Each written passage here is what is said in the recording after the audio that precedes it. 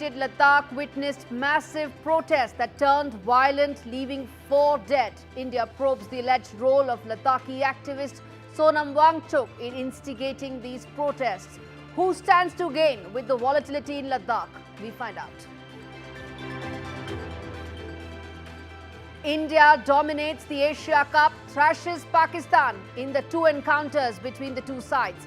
Even as Pakistan's provocative posturing makes many wonder, is this country and is this team fit to be in any international tournament?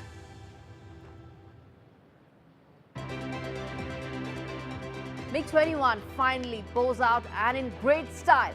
Final flight led by Air Chief Marshal AP Singh. Rajnath Singh, Raksha Mantri, hails MiG-21, calls it a major training ground for the Indian Air Force.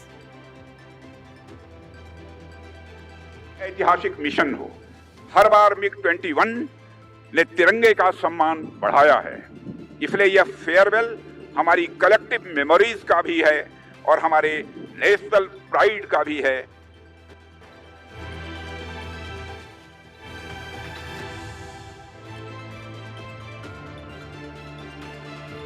Well, viewers, on to our top story this week.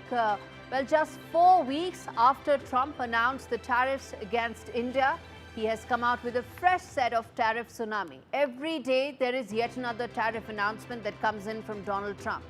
Because for Trump and his administration, weaponizing global trade seems to be the only route and the only tool to address everything that they've promised. From their campaign promises to their big political goals, everything comes down to just weaponizing trade. Now, what are these latest measures? They've been about announcing a 100% hike with regard to specific duties on specific products, and that includes pharmaceuticals. In addition to pharmaceuticals, there are several other categories as well. That includes furniture, fitted furniture, upholstery.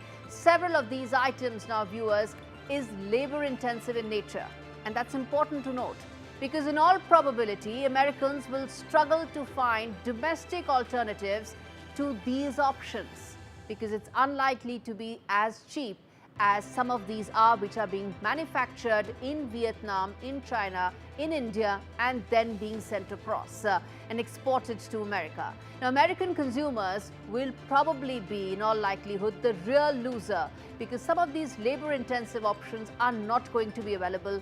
In Donald Trump's mission, I must correct the international trade order that has been what he feels completely unfair to American economics in the last 30 years or so. But in the end, it's going to be the American consumer that will stand out and be the real loser.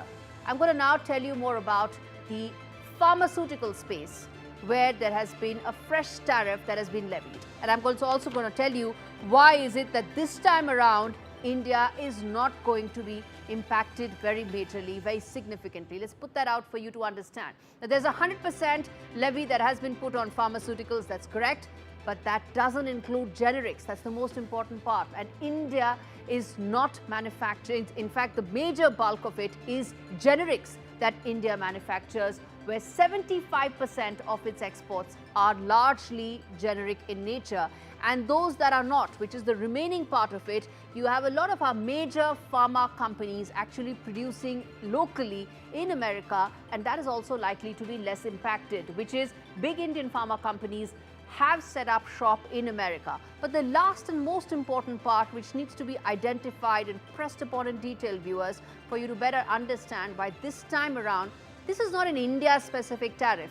Unlike the 50% that was imposed, which was a Russian oil, because we were importing Russian oil, and therefore we should have an extra 25% levied only on us, this time around that punitive tariff is not there, targeting only India. And that is the single biggest distinction that needs to be kept in mind when we talk about this. This is something that Donald Trump is trying to only protect the American pharmaceutical industry and hoping that the American consumer will finally see the wisdom in what he's trying to do. But this is a week where there's been a lot that has happened apart from just the fresh set of tariffs that have been imposed. Now, what has happened is that this also week saw Donald Trump throw in yet another shocker, and that was raising the visa fee for the H-1B visas by a huge amount. It's now $100,000 US or about 86 lakh rupees. Now, with a wave of panic and confusion that has now spread out across Indian communities and the global tech industry as well, because a lion's share of that is by Indian tech talent. And let's make no mistake about it, viewers. This is not a charity scheme that the Americans were running at any point of time. They didn't have the tech talent and India was providing it. And hence we had a large chunk of the H-1Bs. Let's be very clear about it. But the US government is also now overhauling the entire process, scrapping the lottery system that favors high-waged workers. Indians will be impacted, but there is reasons to not worry. And I'm going to put that out right now because around the world, as I said, Indian talent is now being attracted around the world and they are rolling the red carpet. And this is exactly where they are rolling the red carpet for you. The geographies where it is happening. Canada, UK, Germany, all of them. And let's tell that to you one by one. First and foremost, Canada, there's an express entry that's being announced. There is a global talent stream that is being targeted because why? As I said, unlike the hostile atmosphere that the Trump administration has put forth, the world over, high-tech talent is being sought, and that's exactly what Canada is doing. Next up, in Germany, the EU Blue Card is being issued. In fact, the German envoy has already spoken about how he feels that Indian tech talent should put this as an inflection point and move towards Germany because they need this talent. Job seeker visa is being issued and is being done on a fast basis. Next up, the UK skilled worker visas is being issued and visa restrictions are being eased out because tech talent is something, high skill talent is something that the world needs.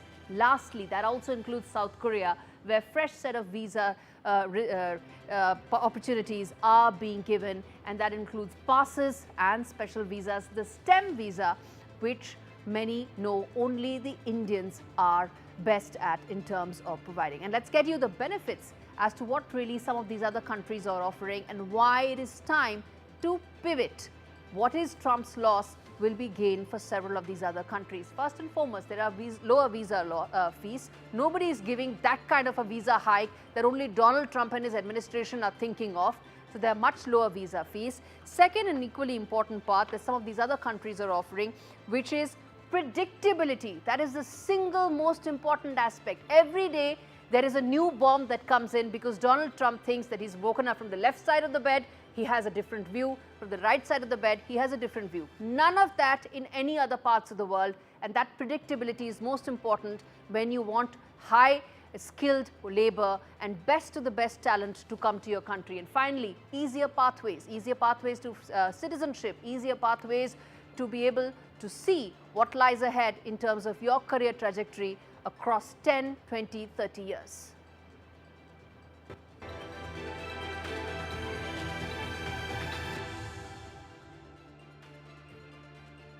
It's time now to get you the top voice segment on the show, and that is Alok Seth. He is founding partner of 3Y Ventures, an interesting venture capitalist voice on the show this week to talk more about what are some of these visa changes that Donald Trump is getting in and how some of the other countries are rolling the red carpet mean for tech talent. Alok, thanks much for speaking to me on India Sense. Let me start by asking you the impact that you feel that the H-1B visa hike is going to bring in terms of the Indian tech talent, and how significant could that be? Right, Gaurie, thanks for having me on the show. I think the new H-1B visa is not just an immigration tariff. I think it is a tariff on the Indian talent. I think more than the visa fee and more than the immigration reform, I see it as it as an effective tariff on the Indian talent. I think for big Indian IT firms, it's a margin hit. But for the startups, it's a wall that needs to be scaled if anybody is looking at going into US and scaling up their business there. So having said that, I also feel that it is an opportunity for India, wherein the talent will stay in India, and it is likely that Indian talent can be effectively used for AI or deep tech, and Indian companies can create products out of India for the world. All right.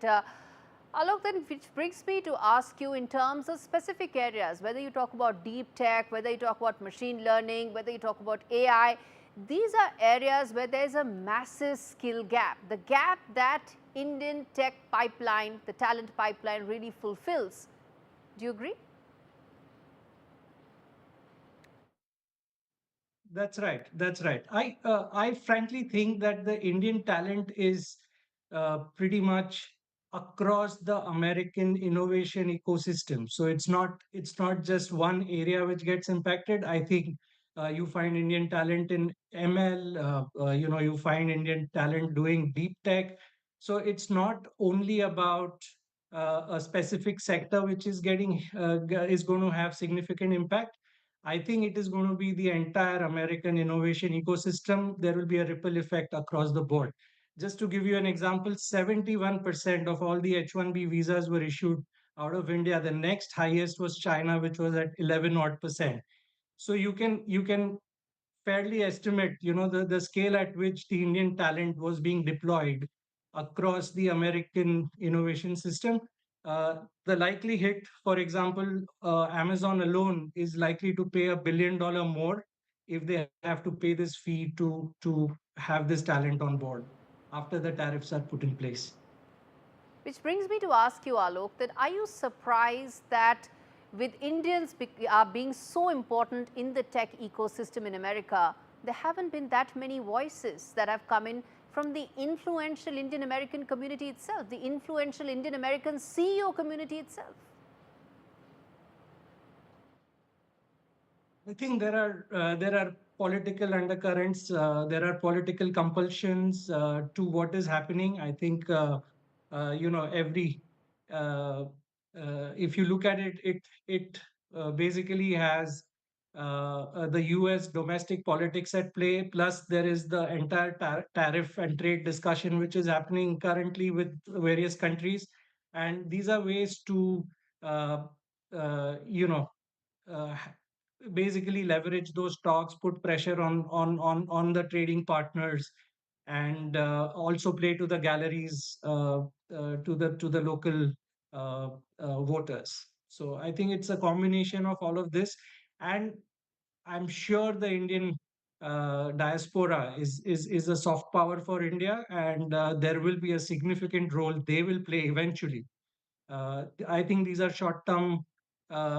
This could turn out to be short-term measures. Hopefully, things uh, are kind of considered in a longer run. But I think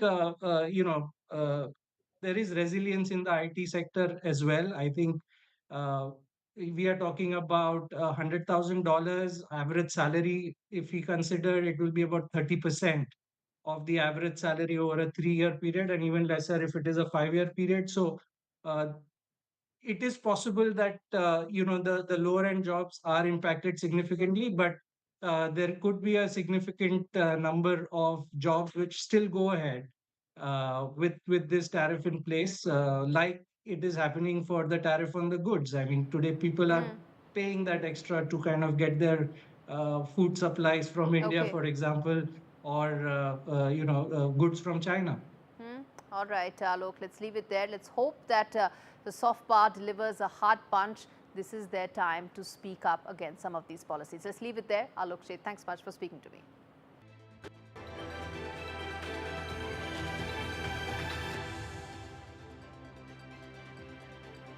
The first wide-angle story on the show, well, the flux, the uncertainty and the turmoil in Bangladesh is actually far from over.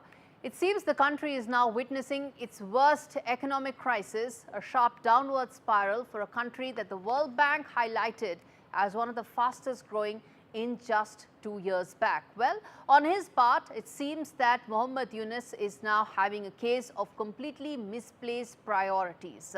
On one end is this economic downturn that is staring at him, where student revolution, which ostensibly brought him to power, at some point of time will require those jobs to be brought back. But instead, his focus seems to be completely different, which is around SAARC, which is around building the Pakistan-Bangladesh bonhomie. Before I get to that and before how significant that will be in terms of case of misplaced priorities, I want to play out this report that tells you how deep the economic mess in Bangladesh really is right now.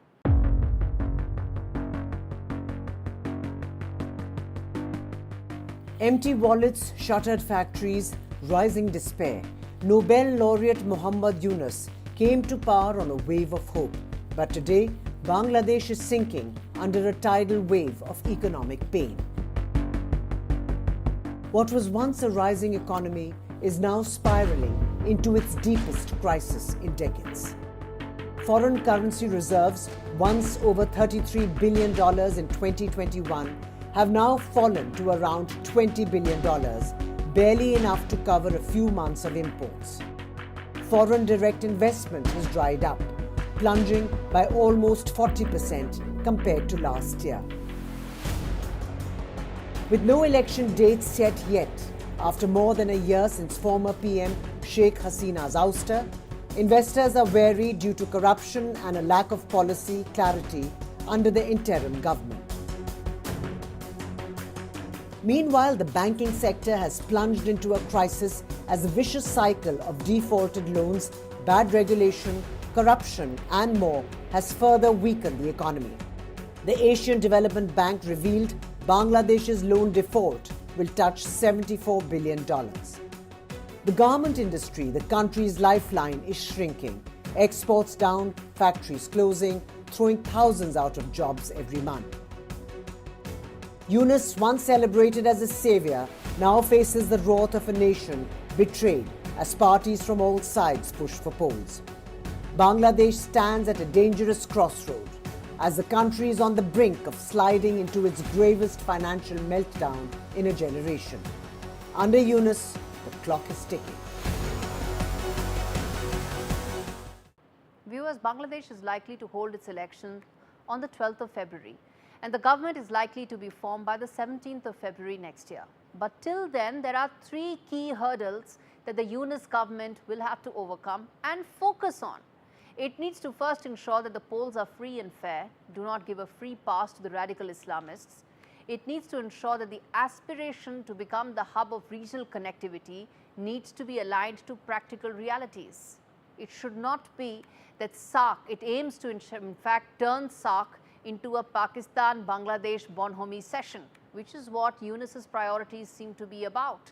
And thirdly, focus on the biggest priority that lies in front of you, which is to build bridges, and that includes with New Delhi as well. Second wide-angle story on the show, well, Donald Trump, man of many ironies, man of many double standards. Well, normally it is for Americans to figure out what their president's double standards are all about, but what I am referring to is just what happened in the last 48 hours. Just think, you have an American president who met a Pakistani army chief just days after he bombed his civilians in the Khyber Pakhtunkhwa region using military-grade aircraft and military weapons. It killed 30 women and children. Donald Trump became the first elected civilian. In fact, he mainstreamed the Pakistani army chief as well. He met the elected civilian government finally after he had already legitimized the army chief as the de facto head of Pakistan.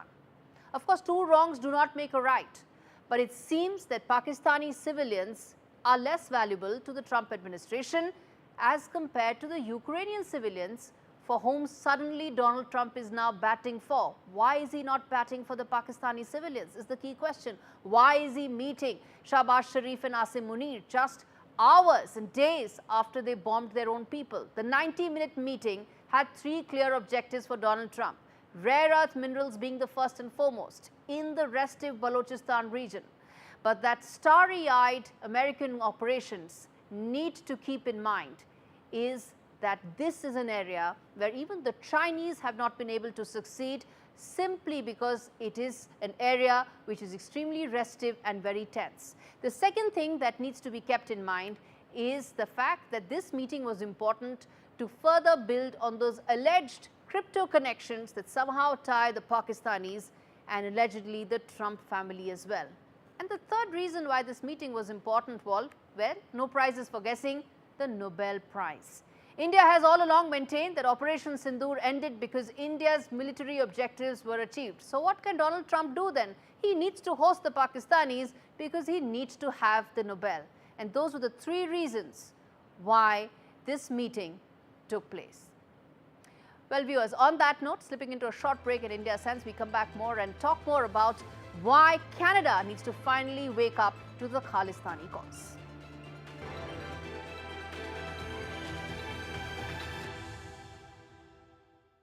Now that retirement's here, it's time for me to focus on the things that really matter in life, like making sure my family can manage funeral costs when I'm no longer around. Which reminds me, Welcome to British Seniors, the UK's #1 rated provider of over 50s life insurance. hi, I'd like a quick quote, please. No problem. We're proud to offer our seniors lifetime guarantee. With 100% of claims having been paid, we guarantee your premiums will never go up and that you'll speak to one of our specialists in the UK. UK residents aged 50 to 80 are guaranteed to be accepted. Depending on your age, your loved ones can get a cash payout up to £10,000. That money could help cover my funeral costs or be a gift for my grandson. I'll do it. Plus, when you sign up, you'll receive a £135 gift card and free 24/7 GP advice and health services. Be proud to protect your loved ones with British Seniors. To get a free life insurance quote today, call our UK team on 0800 881 5090 or visit britishseniors.co.uk. Get that lucky cow feeling with luckycowbingo.com/bingo, the site that's bursting with beautiful bingo games. That's luckycowbingo.com/bingo. Don't they grow up so fast? And sometimes the big life moments like a new home and a new school can be scary. Which reminds me, I don't want my family to worry about mortgage costs if the worst should happen. That's why I'm looking into smart family life insurance. Hi, I'd like a quick quote, please. OK, you can choose a benefit amount up to £750,000 depending on your age. If you're a UK resident aged 18 to 64, you can apply with just a few health and lifestyle questions. For £250,000 of cover, the price starts at just £14.77 a month. That's less than I thought. It could help my husband with the mortgage. Just like families, not all life insurance is the same. That's why we offer the Smart Family Guarantee. That's good to know. For even greater peace of mind, you'll also receive a 100% advance in the event of terminal illness and 10% cash back on your first year's premiums. That's the Smart Cashback. Plus, you'll also get your choice of a £125 gift card. To get a free quote today, call our specialist UK team on 0800 542 1775 or visit smartinsurance.co.uk. Does your loo roll make you feel good? Who Gives a Crap donates 50% of their profits to good causes. So, when nature calls, here's your answer. Add some woo to your loo with feel-good toilet paper. Who gives a crap? Time to go to sleep now. I can't sleep without Bunny. Where is Bunny? Downstairs with Grandma. Is he? I'll better go and get him then, hadn't I? For 50 years, Stana has been helping people continue to enjoy life upstairs. And with stair lifts fitted in less than a day, you can carry on just as normal. But Bunny can't sleep without Teddy. Contact Stana now. Stana, enjoy the life upstairs.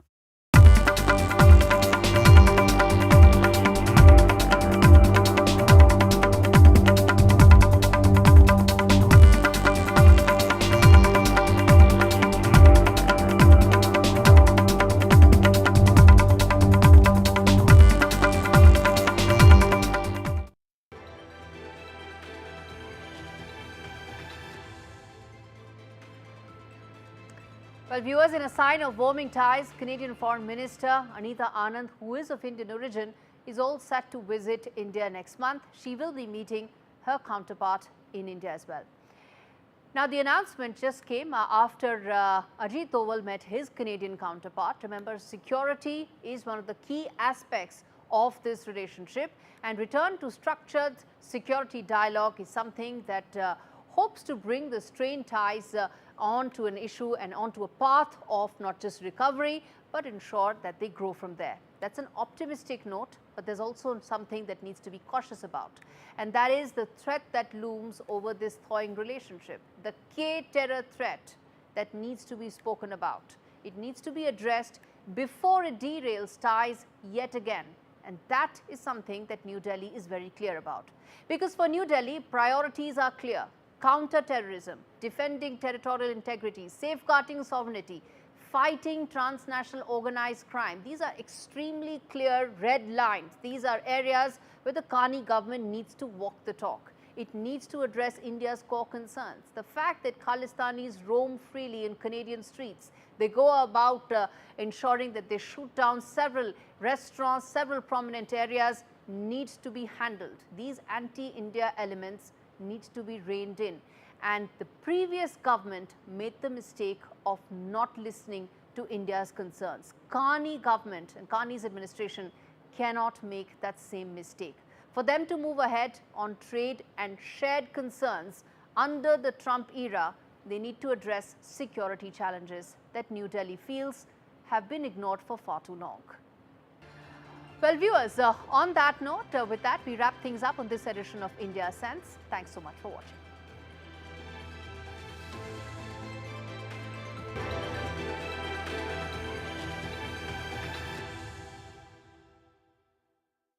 Hastings Direct is simple. Great cover, great price, and a great app makes us one of the UK's top choices when comparing car insurance online. Hastings Direct. Yes, I've won £1,000! Play bingo at Tombola for free! There's £100,000 to be won throughout September. Open for fun. Unexpected expense. Drafty's got your back. Borrowing £100 for a month costs less than £6. Apply at drafty.co.uk. In People's Postcode Lottery's October draws, we're offering new players the first month free. Sign up before midnight on the 30th of September. I like making sure I've got all the right tools for the job. And now that I'm 50, that means looking after the life I've built, protecting my lot if anything happened to me. That's why I decided to learn more about over 50s life insurance from Cover Today. They're the only over 50s life insurer with no waiting period, unlike other insurers who could make you wait up to 2 years for full cover. With Cover Today, you're fully covered from day one. And you're covered for the whole of your life. Plus, unlike other things in life, the price never goes up. Learning more couldn't be simpler. Go online or talk to their friendly UK team in just one phone call. Cover Today are the only over 50s life insurer with no waiting period and no annoying trips to the doctors either. Plus, you get your choice of a £125 gift card. Cover Today has given me genuine peace of mind. And now that's done, I can get on with something much more interesting. To find out more about Cover Today, call our friendly UK team on 0808 143 4733 or visit covertoday.co.uk. With BetterHelp, when clients are making progress, you can really notice from the very start of the session they're coming with a little bit more of a lift in their face, a little bit more light in their eyes. As a counsellor on BetterHelp, what I want to help my clients do is to accept themselves so that they can become who they're supposed to be. BetterHelp makes it so easy to make the first step in therapy.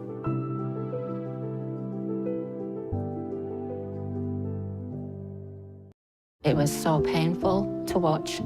I sat there and I held her hand. She just went.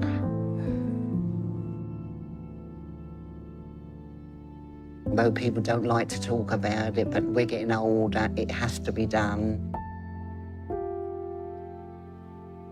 Yeah, you gotta have that conversation about wills. Start to think about, well, what would I do? Where would I want to leave things? Give more end-of-life care. Search Marie Curie Will Talk to get your free will guide. Does your loo roll make you feel good? Who Gives a Crap donates 50% of their profits to good causes. So when nature calls, here's your answer. Add some woo to your loo with feel-good toilet paper. Who Gives a Crap?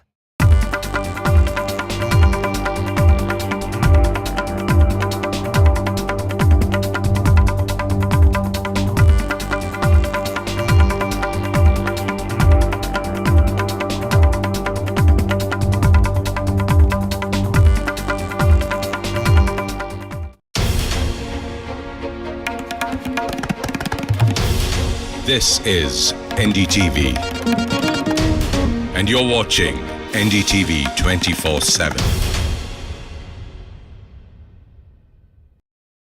इसलिए यह farewell हमारी collective memories का भी है और हमारे national pride का भी है Well, the MiG-21 bows out in style. Final flight led by Air Chief Marshal AP Singh. Defence Minister Rajnath Singh hails MiG-21, calls it a major training ground for the Indian Air Force.